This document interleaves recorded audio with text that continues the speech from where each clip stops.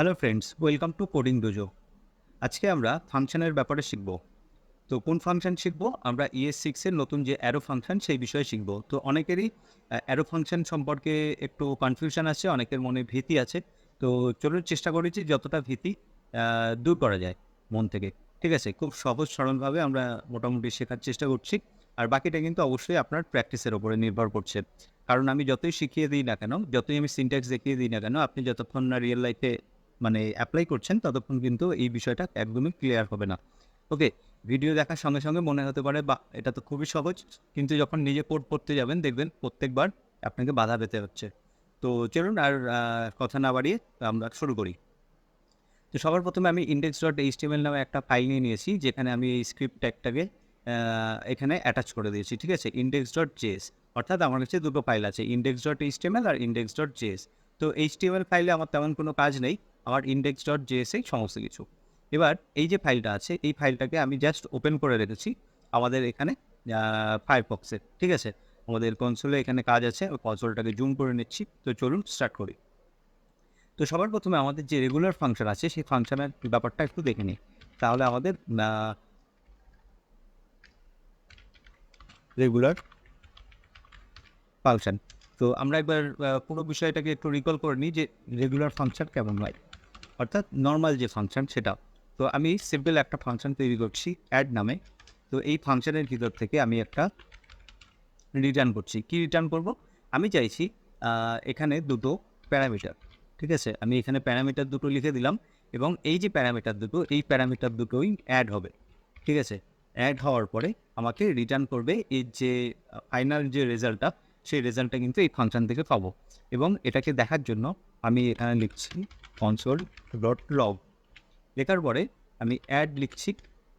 Add লিখে এর ভিতরে আমি দুটো সংখ্যা পাস করে দিচ্ছি, 20, 30।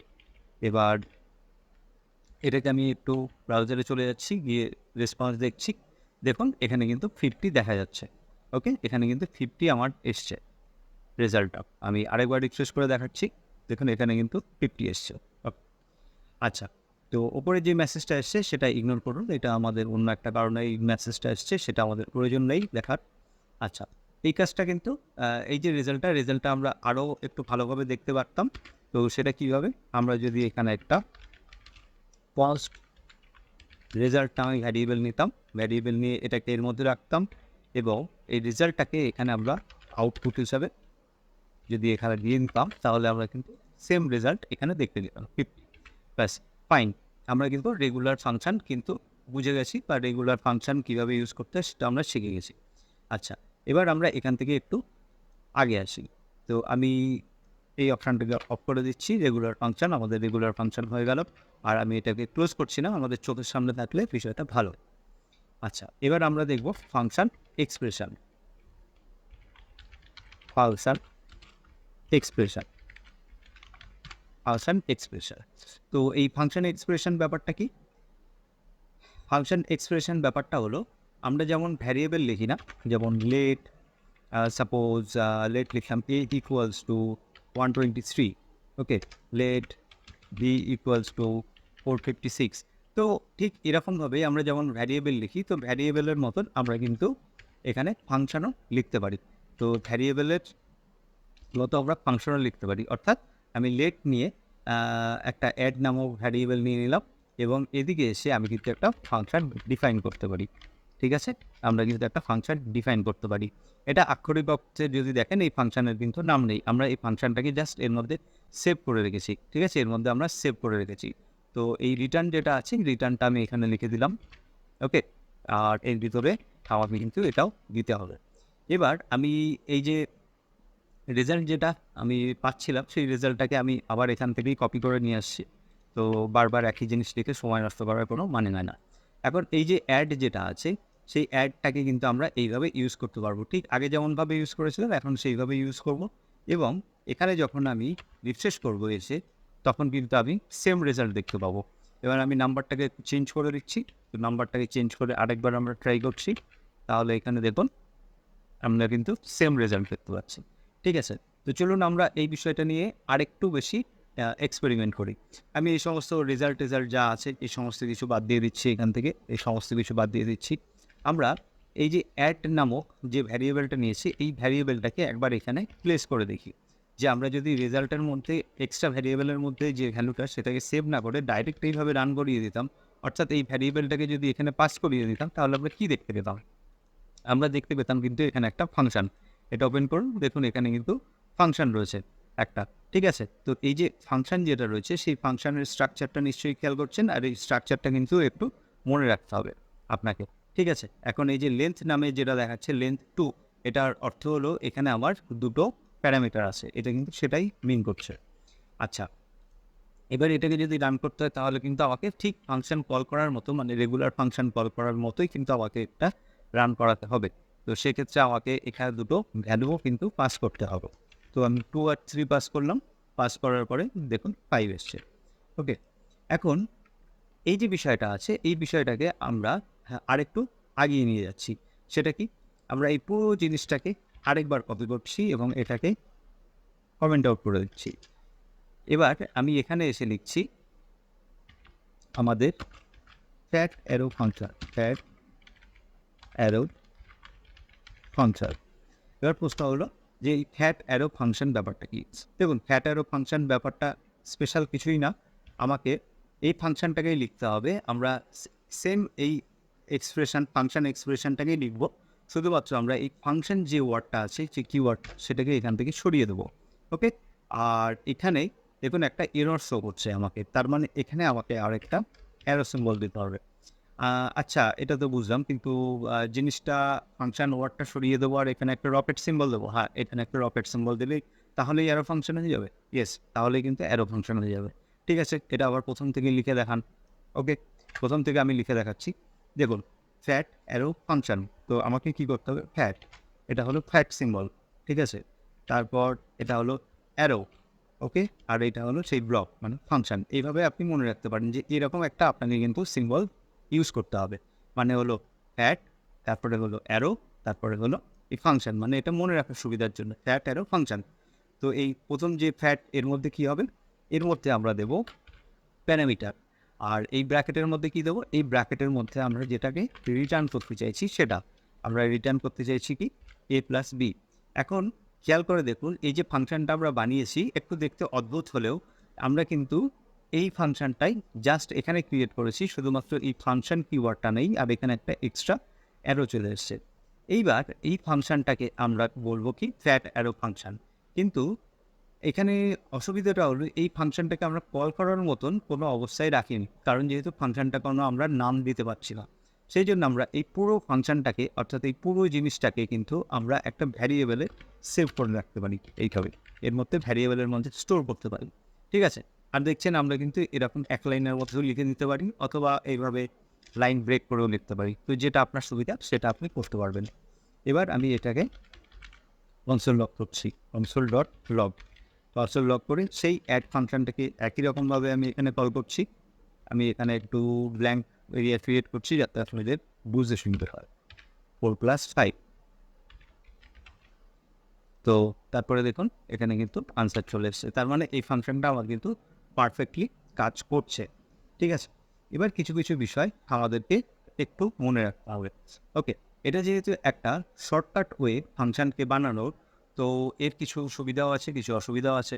এই কিছু কিছু জিনিস মানে নর্মাল রেগুলার ফাংশনের মতন করতে পারে না, আবার কোনো কোনো সময় এটা একটু বেশিই আমাদেরকে সুবিধা দিয়ে থাকে। তো সেই সুবিধাগুলো চলুন দেখি একে একে। তো দেখুন, আমরা যে এই ফাংশনটাকে এখানে লিখেছি, তো সেখান থেকে একটা জিনিস রিটার্ন করছি আমরা, তাই না? সেখান থেকে কিন্তু একটা জিনিস রিটার্ন করছি। তো এই যে রিটার্ন যে বিষয়টা, সেই বিষয়টা কি? এইখানে দুটো সংখ্যার নাম্বারের যোগফল, এটাই শুধু রিটার্ন হচ্ছে, আর তো কিছু রিটার্ন হচ্ছে না এখান থেকে। সেই জন্য আমরা কি করতে পারি? এই রিটার্ন কিওয়ার্ডটা নাও লিখতে পারি আমরা, ঠিক আছে? এই রিটার্ন কিওয়ার্ডটা আমরা নাও দিতে পারি এখানে। কিন্তু আমরা যদি রিটার্ন কিওয়ার্ডটা সত্যিই লিখতে চাই, যদি বাদ না দিতে চাই, তাহলে কিন্তু আমাকে এরকম ব্র্যাকেট একটা প্লেস করে তার ভিতরেই কিন্তু এই বিষয়টাকে লিখতে হবে, ঠিক আছে? এই যে পুরো যে এক্সপ্রেশনটা, এটা কিন্তু লিখতে হবে। আর আমরা যদি রিটার্ন কিওয়ার্ড না চাই, এখান থেকে আমরা রিটার্নটাকে সরিয়েও দিতে পারি, এবং সেক্ষেত্রে আমাদের এই ব্র্যাকেটেরও কিন্তু প্রয়োজন হবে না। এই ব্র্যাকেটও আমরা এখান থেকে সরিয়ে দিতে পারি। এবার তাহলে দেখো বিষয়টা কিন্তু আরেকটু সিম্পলিফাই হলো, কিন্তু একটু কনফিউজিং লাগবে প্রথম প্রথম। কিন্তু খেয়াল করে দেখুন এর উপরে মাউস নিলে আপনাকে কিন্তু প্যারামিটার দেখাবে, যেইগুলো হলো প্যারামিটার। ঠিক আছে, এই প্যারামিটারগুলোই কিন্তু যোগফল হচ্ছে। তার এখানে এসে আমরা যে ভ্যালুগুলো পাস করছি সেই ভ্যালুগুলোর মাধ্যমে আমরা এখন এই দুটো সংখ্যাকে কিন্তু যোগ করতে পারবো। ঠিক আছে, দেখুন সেম রেজাল্ট পাচ্ছি কিন্তু 9। আমি একটু নাম্বারটাকে চেঞ্জ করে দেখি 50। এবার এটাকে যদি আমি একটু রিফ্রেশ করি তাহলে দেখুন 90। তার মানে আমরা এখান থেকে কিন্তু সেম রেজাল্ট নিতে পারছি। তো এটাও কিন্তু একটা অ্যানোনিমাস ফাংশন। অ্যানোনিমাস কথার অর্থ কি? অ্যানোনিমাস কথার অর্থ কিন্তু যার নাম নেই। আচ্ছা, এবার আমরা একটু এক্সপেরিমেন্ট করি। এই যে অ্যাড যেটা আমরা বানালাম, এটা কি জিনিস? এটা কি সত্যি ফাংশন নাকি? সেটা আমরা একটু দেখে নিই। তো সেটা দেখার উপায় কি? টাইপ অফ লিখে আমরা যদি চেক করি তাহলে এখানে দেখবেন, এখানে দেখাবে এটা হলো ইয়েস ইনডিড, এটা ফাংশন। ঠিক আছে, এটা একটা ফাংশন। আবার একই সঙ্গে এটা কিন্তু অবজেক্ট। ঠিক আছে, এটা কিন্তু একই সঙ্গে একটা অবজেক্ট। কারণ আমরা জানি জাভা স্ক্রিপ্টের সমস্ত বিষয় কিন্তু অবজেক্ট, সেটা অ্যারে হোক, ফাংশন হোক, সমস্ত কিন্তু অবজেক্ট, প্রিমিটিভ ভ্যালু ছাড়া। আচ্ছা, এবার এই বিষয়টা নিয়ে আমরা আরেকটু এক্সপেরিমেন্ট করি। তো টাইপ অফ তো আমরা দেখে নিয়েছি। তো টাইপ অফ ছাড়া আরেকটা জিনিস আমরা দেখতে পারি। আমরা এইভাবে লিখতে পারি অ্যাড ইনস্ট্যান্স অফ ফাংশন। তো এখানে ফাংশন টাইপ যেটা আছে সেটা কিন্তু আমাদের কিন্তু এই প্রথম অক্ষরটা এই বড় হাতের লিখতে হবে। ঠিক আছে, এটা কিন্তু ফাংশন টাইপ। আমরা এটাকে দেখছি যে এটা কি কোনো অবজেক্ট কিনা। তো চলুন দেখি আমরা এখানে গিয়ে রিফ্রেশ করে কি দেখতে পাই। তো দেখুন এখানে এসে কিন্তু ট্রু। তো এটার মানে কি? হ্যাঁ, এটা সত্যি কিন্তু একটা ফাংশন। এখান থেকে এটা প্রমাণিত হচ্ছে। ওকে, আচ্ছা, তো মানে ফাংশনের থেকে এটা বেরিয়েছে। এবার যে অবজেক্টের কথা বলেছিলাম সেটা কি একবার দেখে নিই। তো আমরা এখানে যদি এসে অ্যাড লিখি তাহলে দেখুন এই অ্যাড লেখার সঙ্গে সঙ্গে এটা ফাংশন বলছে। ঠিক আছে, এটা আমরা বহুবার দেখে নিয়েছি। তো আমাকে দেখাতে হবে যে এটা অবজেক্ট কিনা। তো আমি এইভাবে যদি একটা ব্র্যাকেট ইউজ করি আর এর ভিতরে অ্যাড লিখি, তারপরে যদি এটাকে চেক করি, তারপরে এর ভিতরে এসে আমরা কিন্তু দেখুন লেন্থ নামে একটা এখানে প্রপার্টি দেখতে পাচ্ছি। এই টু মানে কি? এখানে যে ভ্যারিয়েবলটা আছে মানে প্যারামিটারগুলো সেগুলো দেখাচ্ছে। আচ্ছা, এর ভিতরে আসি। এর ভিতরে এসে দেখুন আরও বিভিন্ন কিন্তু এর মধ্যে প্রপার্টি রয়েছে, এর মধ্যে আরও বেশি মানে মেথডস রয়েছে। ওকে, তো এইগুলো কিন্তু আমরা দেখেছিলাম যে অবজেক্টের ক্ষেত্রেও কিন্তু এটা থাকে। ঠিক আছে, এটা কিন্তু অবজেক্টের ক্ষেত্রেও থাকে। আর এর মধ্যে আরও কিছু কিছু জিনিস মিসিং আছে, সেই বিষয়গুলো আমরা পরবর্তী কোনো একটা ভিডিওতে দেখব যে অ্যারো ফাংশন কোন কোন পরিস্থিতিতে ইউজ করা ঠিক নয়, মানে ইউজ করলেও আপনার কাজ হবে না। আর আরও কিছু বিষয় আছে যে বিষয়গুলো আমাদের কিন্তু খেয়াল রাখতে হবে অ্যারো ফাংশন ইউজ করার সময়। ঠিক আছে, তো এখন আমি আরেকটা ভাবে এখানে চেক করার চেষ্টা করছি। কনসোল ডট ডিআইআর লিখে আমি অ্যাডটাকে লিখছি। আমি কিন্তু এখানে কল করছি না। আমি যদি মানে কল করি তাহলে এটা কল হয়ে যাবে, মানে এর রেজাল্টটা দেখাবে। আমি শুধু ফাংশনটাকে নিয়ে অ্যানালাইসিস করছি, শুধু ফাংশনের রেফারেন্সটা এখানে লিখছি। তাহলে এখানে দেখুন আমি যখন এই যে কনসোল ডট ডিআইআর লিখছি তখন একই রকমভাবে আমি কিন্তু রেজাল্ট পাচ্ছি। তো কোনো অবজেক্টকে আমরা এইভাবে খুব সুন্দরভাবে কিন্তু এইভাবে কনসোল ডট ডিআইআর করে আমরা কিন্তু দেখতে পারি। ওকে, এবার এটার একটা ইউজ কেস দেখে নিই আমরা। ঠিক আছে, এটার একটা ইউজ কেস দেখে নিই যে আমরা এটা কত সহজে এটাকে ইউজ করতে পারি। তো চলুন আমরা একটা খুব তাড়াতাড়ি একটা অ্যারে বানিয়ে নিই। এখানে আমরা এখানে একটা ফন্টস একটা অ্যারে বানাচ্ছি। তো আমি এখানে লিখছি প্লেয়ার্স ইকুয়ালস টু, আমি এখানে কিছু প্লেয়ার্সের নাম লিখে নিচ্ছি।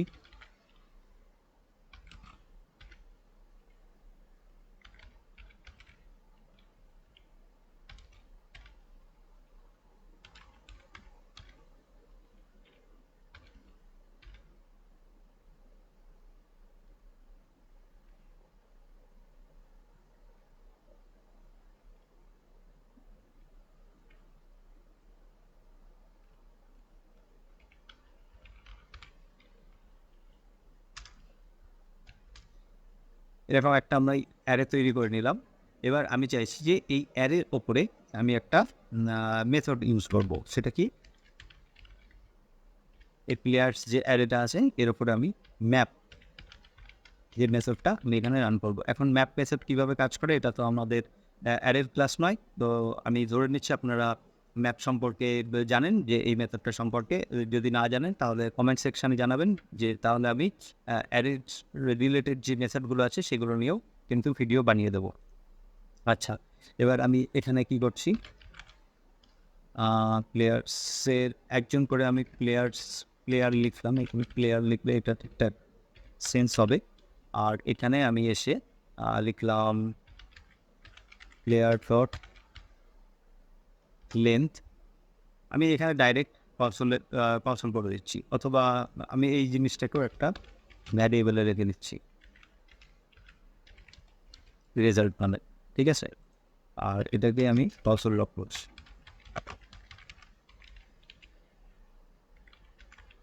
আমি পুরো জিনিসটা একবার রান করি রেজাল্ট দেখানোর পরে আপনাদেরকে এক্সপ্লেন করছি। দেখুন এখানে 5556 অ্যারে এসছে। তো এটার মানে কি হচ্ছে, এখানে যে লেন্থ যেগুলো আছে, মানে প্রত্যেকটা নামের মধ্যে যে কতগুলো করে ক্যারেক্টার আছে সেই ক্যারেক্টারগুলো কিন্তু এখানে ডিসপ্লে করিয়েছে, ঠিক আছে। নতুন একটা অ্যারে আমরা ফেরত পেয়েছি, ম্যাপ যেটা করে থাকে। তো এখন বিষয়টা হলো এখানে ফাংশনটা কোথায়, মানে ফ্যাট অ্যারো ফাংশনটা কোথায়।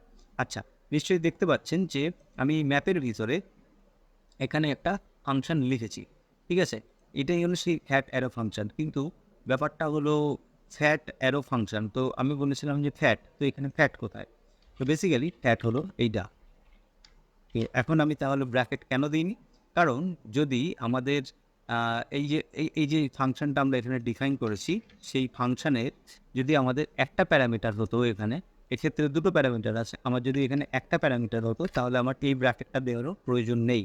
কিন্তু যেহেতু এখানে দুটো প্যারামিটার আছে, অর্থাৎ একের বেশি প্যারামিটার আছে, সেজন্য আমাদের এখানে কিন্তু ফার্স্ট ব্র্যাকেটটা দিতে হবে, অর্থাৎ ফ্যাট যে সিম্বলটা সেটা দিতে হবে। আর এখানে যেহেতু ছিল না, তো সেই জন্য মানে একের বেশি কোনো প্যারামিটার ছিল না, তো সেই জন্য আমি কিন্তু এই ফ্যাট সিম্বলটা ইউজ করিনি। কিন্তু এই ফ্যাট সিম্বলটা ইউজ করা উচিত, ঠিক আছে। উচিত ইন দ্য সেন্স যাতে সবাই পরিষ্কারভাবে বিষয়টা বুঝতে পারে। ওকে, আর এখানে এই যে ফ্যাটের পরে দেখুন অ্যারোটা আছে, তারপরে কিন্তু ফাংশন, অর্থাৎ এই যে সিম্বলটা, এই সিম্বলটা এখানে আমি দিয়ে দিচ্ছি। ওকে, এবার যদি আমি এটাকে একটু রান করি তাহলে কি দেখতে পাবো, দেখো আনডিফাইন্ড। তো এইখানে যে জিনিসটা রিটার্ন হচ্ছে সেই জিনিসটা আমি এরকম ব্র্যাকেটের মধ্যে লিখবো না। ওকে, আমি এরকম ব্র্যাকেটের মধ্যে লিখবো না, তাহলে কিন্তু আমি রেজাল্ট পাচ্ছি। আর আমি যদি চাই যে এটা আমি ব্র্যাকেটের মধ্যে লিখতে চাই, অর্থাৎ ফ্যাট অ্যারো ফাংশন এই তিনটে সিম্বলে লিখতে চাই, তাহলে আমাকে কিন্তু এখান থেকে রিটার্ন যে কিওয়ার্ডটা আছে সেটা কিন্তু এখানে লিখতে হবে। ওকে, তো এবার নিশ্চয়ই এটা আপনি বুঝতে পেরেছেন, এই হলো আমাদের সেই ফ্যাট যার মধ্যে একটা প্যারামিটার আছে, আর এই হলো সেই আমাদের অ্যারো, আর এই হলো আমাদের সেই ফাংশন, যে ফাংশন কি রিটার্ন করছে, সমস্ত যত প্লেয়ার আছে সেই প্লেয়ারদের লেন্থ মানে এই প্লেয়ারগুলোর মধ্যে কতগুলো করে ক্যারেক্টার আছে সেটা আমাদেরকে রিটার্ন করছে। এখন এই বিষয়টাকেই আমি একটু কিন্তু শর্টেস্ট ওয়েতে, মানে একদম শর্ট, এর থেকে আর শর্ট করা সম্ভব না, সেইভাবে লিখেছিলাম। সেটাই কি, যেহেতু একটা প্যারামিটার ছিল আমি সেই জন্য এই ব্র্যাকেটটাকে সরিয়ে দিয়েছি এখান থেকে, আর এই ব্র্যাকেটগুলোর প্রয়োজন নেই, রিটেন কিওয়ার্ডটার প্রয়োজন নেই, আর এই শেষের ব্র্যাকেটটাও প্রয়োজন নেই। এটা হলো শর্টেস্ট ওয়ে, এটা কিন্তু আপনি প্রতি মুহূর্তে দেখতে পাবেন। ওকে, আপনি রিয়াক্টে কাজ করবেন, আপনি নোড.js-এ কাজ করবেন, তো প্রতি মুহূর্তে কিন্তু এরকম সিনট্যাক্সই দেখতে পাবেন। তো যত তাড়াতাড়ি সম্ভব হয় তত তাড়াতাড়ি আপনি যদি এটা ইউজ টু হয়ে যান তাহলে এটা আপনার পক্ষে সুবিধা, ঠিক আছে। আর যদি আপনি এটাকে না বুঝতে পারেন তাহলে কিন্তু আপনি পরে রিয়াক্ট বা অ্যাঙ্গুলার যখন রিয়াক্ট বা নোড.js যখন শিখবেন তখন কিন্তু আপনার প্রতি মুহূর্তে কিন্তু অসুবিধার সম্মুখীন হতে হবে। ওকে, তো লাস্ট আরেকটা জিনিস আমরা দেখে আমরা এখানে আমাদের এই বিষয়টা শেষ করব। তো বিষয়টা কি, যেমন আমরা যদি কোনো এক্সপ্রেশন দেখি, অর্থাৎ 2+2, তো এটা হলো একটা এক্সপ্রেশন, অর্থাৎ এটা কিন্তু একটা ভ্যালু রিটার্ন করে আমাকে, এটা কিন্তু একটা ভ্যালু রিটার্ন করে, ঠিক আছে। আমি যদি এখন এখানে লিখি console ডট লগ সামথিং, তো এটা হলো একটা স্টেটমেন্ট, ঠিক আছে, এটা হলো একটা স্টেটমেন্ট। তো আমি অ্যারো ফাংশনের মধ্যে কিন্তু কি রিটার্ন করতে পারবো সেটা হলো একটা দেখার বিষয়। তো আমি এখানে লিখলাম ফর্মস টেস্ট, এরকম একটা কিছু লিখলাম। লেখার পরে আমি এই যে অ্যাটারো যে ফাংশনটা বানাচ্ছি সেখানে এসে আমি যদি এখান থেকে 2 + 2 এইভাবে রিটার্ন করতে চাই, তাহলে আমি এটা কিন্তু সিম্পল এখান থেকে রিটার্ন করতে পারবো। ওকে? সিম্পল আমি এখান থেকে কিন্তু রিটার্ন করতে পারবো। আমার এরকম ব্র্যাকেটের কোনো প্রয়োজন নেই। আমি এবার যদি এখানে console.log লিখি, লগ লিখে এখানে টেস্ট লিখি, অর্থাৎ ফাংশনটাকে এইভাবে কল করি, console.log টেস্ট। তারপর আমি এখানে কিন্তু আশা করছি রেজাল্ট পেয়ে যাব, 4। ওকে?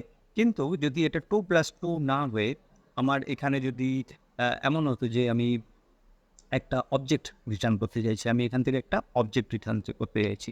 তো অবজেক্ট বানাতে হলে কীভাবে বানাতে হবে? অবভিয়াসলি এরকম একটা প্রথমে একটা কি লিখতে হবে, আর তার একটা রেসপন্স দিতে হবে, সরি একটা ভ্যালু লিখতে হবে, নেম জন। তো এক্ষেত্রে আমি একটা কিন্তু এরর পাবো এখানে, দেখেছেন? আনডিফাইন্ড এসছে। তো এক্ষেত্রে কিন্তু এটা কোনো কিছু রিটার্ন করছে না। তো এটা এইভাবে লিখতে কিন্তু আমার চলবে না। তো আমাকে সেক্ষেত্রে কী করতে হবে? আমাকে কিন্তু সেক্ষেত্রে এই ব্র্যাকেট কমপ্লিটলি ইউজ তো করতেই হবে। আর আমাকে এখানে এসে কী করতে হবে? রিটার্ন যে কিওয়ার্ডটা আছে, সেই রিটার্ন কিওয়ার্ডের মধ্যে এসে আমাকে কিন্তু এই অবজেক্টটাকে রিটার্ন করতে হবে এইভাবে। ওকে?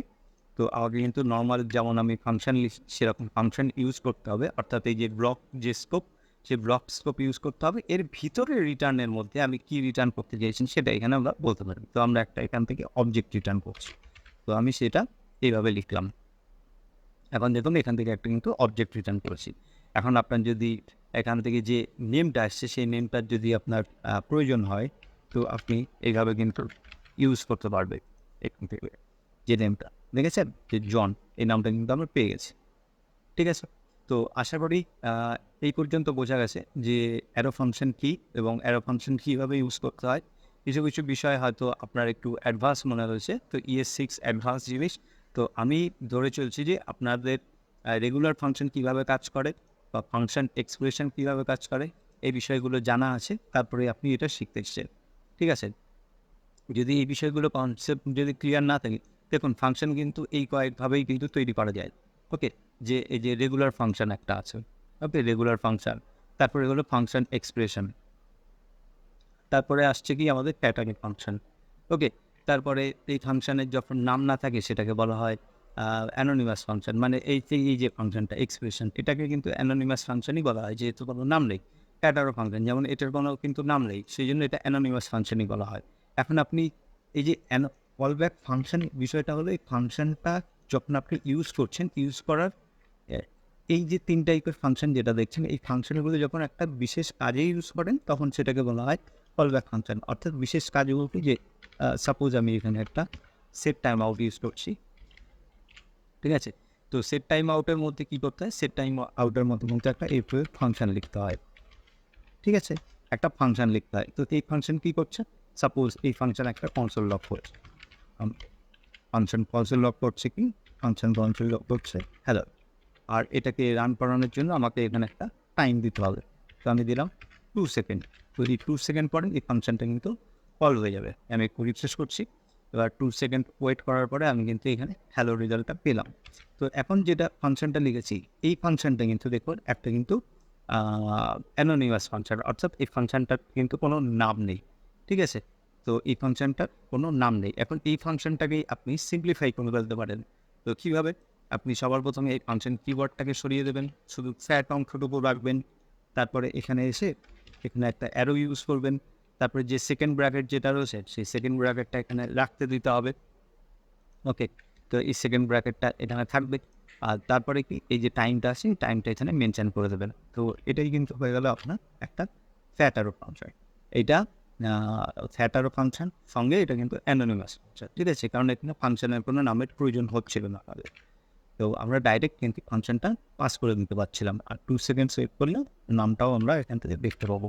তো এই হলো মোটামুটি একটা ফাংশন রিলেটেড, মানে অ্যারো ফাংশনের ইউজ কেস, আর অ্যারো ফাংশন কীভাবে তৈরি করা হয়, আর এর যে অ্যাপ্লিকেশন সেটা কোথায় দেখানো যায় বা কীভাবে করতে হয় সেটা আমরা মোটামুটি দেখে নিয়েছি। বাকিটা কিন্তু পুরোপুরি প্র্যাকটিসের উপরে। আপনি যদি প্র্যাকটিস করেন তাহলে আপনি তাড়াতাড়ি শিখে যাবেন। এটা একটা কমন সেন্স। আপনি যদি প্র্যাকটিস না করেন তাহলে কিন্তু আপনার সারা জীবন কিন্তু এটা কনফিউশন রয়েই যাবে। আমি যতই ভালো বুঝাই না কেন, আর যেই আপনাকে বোঝাক না কেন, আপনি যদি নিজে প্র্যাকটিস না করেন তাহলে কিন্তু কেউ আপনাকে পুরোপুরি জিনিসটা বুঝিয়ে দিতে পারবে না। আপনাকে কিন্তু রিয়েল লাইফে এটাকে নিজেকে বুঝতে হবে। কনসেপ্টটা বুঝে গেছেন, এখন রিয়েল লাইফে আপনাকে একটু একটু করে অ্যাপ্লাই করে করে দেখতে হবে।